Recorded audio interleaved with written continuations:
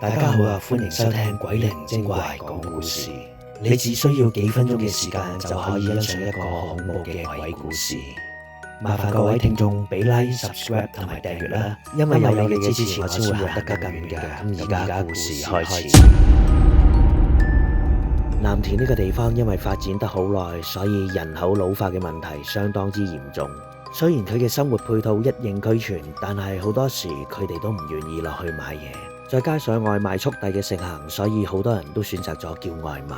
而有送外賣嘅朋友亦都有同我講過發生喺佢身上嘅一個靈異故事。咁啊，話說嗰日就傾盆大雨啦，所以好多人都唔願意落去買嘢食嘅，亦都導致咗啲生意非常之暢旺啦。因為你知啦，做外賣嘅一分一秒都係錢嚟噶嘛，咁所以呢，佢呢就好急速咁送佢第一張單啦。咁啊，呢張單好快咁啊完成啦，代代平安咁啊賺咗幾十蚊啦。咁啊，第二張單又響咯，咁佢梗係即刻接咗第二個 order 啦。哇，咁第二個 order 非常之筍啊，因為呢之前嗰張單呢都係60零蚊嘅啫，咁呢張單有70幾蚊，雖然好似10幾蚊唔係好多，咁但係對於跑單嚟講，10蚊就係10蚊噶啦。咁佢揸車嘅時候啦，因為天雨路滑啦，跣一跣，好彩佢救車救得快，咁啊掹翻架車，繼續咁樣行駛啦。哇！咁佢心諗真係好彩，架車咁都冇反到，自己救得翻架車。而個外賣跌咗就好閒嘅啫，最多去攞個。咁但係架車炒咗嘅話呢，就好危險噶啦嘛，可能隨時連條命都冇噶喎。咁佢就非常之感恩啦，即刻攞個觀音吊墜出嚟，係咁同佢講，真係多謝菩薩保佑啦。咁啊，第二張單佢就安全咁送到啦，仲好開心，因為收到10蚊貼士添。咁啊，亦都聽過佢哋嘅行內人講啦，原來收得最多貼士嘅，原來通常都係響公屋嘅住戶啊，真係唔講你唔知啊。咁啊，亦都相對嚟講呢，佢話啲私樓啊或者啲屋苑呢，反而係最少嘅，因為可能佢哋覺得張單已經付咗費噶啦嘛，你送外賣係應該嘅。咁啊，呢度我就戴翻個頭盔先啦，因為唔係我講嘅，我都係聽啲外賣員講嘅啫。咁你哋有冇任何意見？有嘅歡迎 PM 翻我或者留言啦。咁啊，故事繼續開始啦，佢就去到第3張單咯。咁啊，聽翻送外賣嗰個朋友講啦，第3張單就好好做嘅，雖然呢個錢呢就少啲，咁啊，但係因為短途啊，咁啊好快咁啊做完呢一張單啊。咁啊，第3張單完成之後，第4、第5、第6張啦，都終於完成晒啦。咁啊，去到4、5點鐘呢，通常都係比較靜啲啊。咁外賣員呢，通常呢個時間呢，先係食佢嘅午餐啊。咁啊，呢啲真係叫做食無定時啦。咁啊，你都知啦，辛苦錢嚟噶嘛。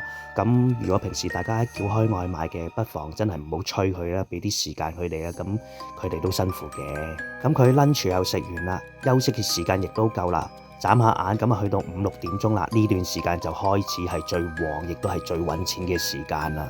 唔經唔覺咁樣就去到6點鐘啦，亦都接佢第7張單咯。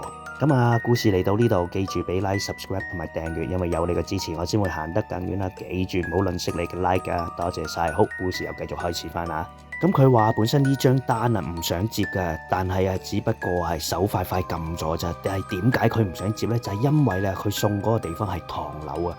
咁啊，通常唐樓可能你都要行多幾層啦。雖然你可以話響下低等佢，但係通常呢，佢哋都會係要求你可以上埋去，咁啊俾多少少貼士。咁但係唐樓係要行幾層啊嘛，有邊個願意行啊？咁攰，咁冇辦法啦，佢都撳咗啦，咁啊繼續做佢第7張單咯。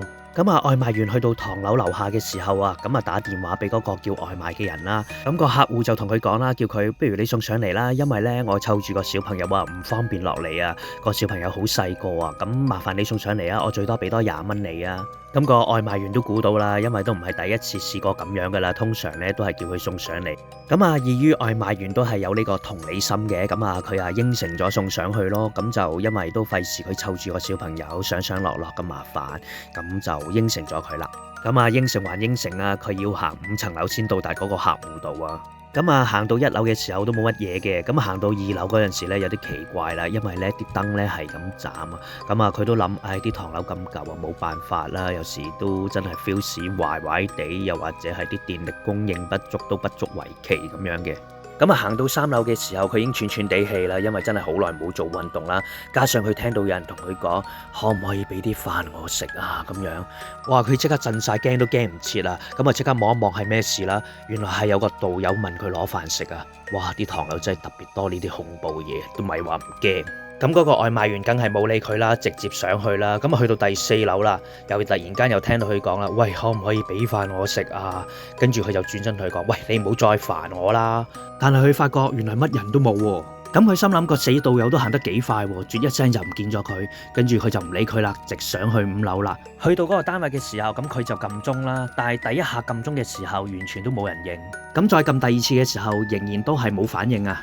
咁個外賣員冇辦法之下啦，就唯有靠個電話個通訊軟件同佢聯絡啦。咁啊，當然都係冇人覆啦。咁啊，外賣仔冇辦法之下啦，唯有將個外賣咧掛響嗰個門口，然後就影張相話俾佢聽，我送咗噶啦。咁諗住掛響門口之際，佢離開啦，點知突然之間就有人開門，然後個單位傳來一個聲音就係同佢講，麻煩你送入嚟啊。咁啊，外賣員聽完佢咁講之後，就拎翻起嗰個外賣就遞翻俾佢啦。點知一推門之際，就見到一個冇眼耳口鼻嘅冇面鬼啊！哇！即刻個人面都青晒，都唔知點啊！即刻就走啦。跟住個冇面鬼仲同佢講咗一句：你啲錢唔要啦。就係咁樣，佢一仆一碌咁樣就落翻地面啦。咁經過呢件事之後，咁佢當然就病咗幾日啦，又發高燒，又剩又嘔咁樣啦。咁當然過咗1個禮拜之後，佢就冇事啦。自此之後，佢見到唐樓嘅單，佢都唔會再送啊！就算唔小心撳到，佢都會踢單啊！咁甚至乎降評級，佢都唔會再理啊！好啦，咁今日嘅鬼故事就講到呢度啦。咁呢度嘅聽眾有冇一啲係外賣員呢？有冇咁嘅經歷啊？如果有，不妨 PM 我啦。咁今日嘅鬼靈精怪講故事第34集嘅藍田猛鬼外賣員就暫告一段落嘅，亦都好希望聽眾俾 like、subscribe 同埋訂閱啦，因為有你嘅支持，我先會行得更加遠嘅。多謝各位，再見，拜拜。